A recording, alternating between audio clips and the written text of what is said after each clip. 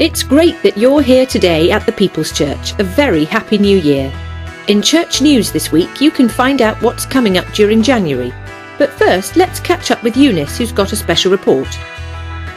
3 days before Christmas, I got back from my memorable and moving trip to Belarus, where I helped distribute hundreds of shoebox gifts to needy children.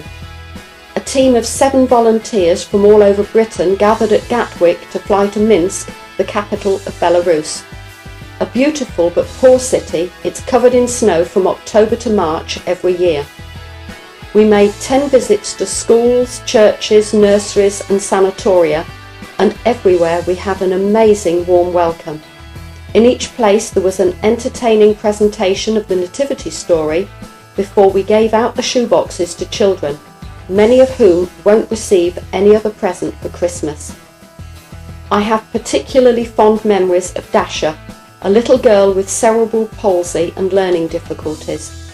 She received a box that had been donated by Prime Minister David Cameron, and also little George, who loved his cars and only smiled once, fortunately when I had my camera ready.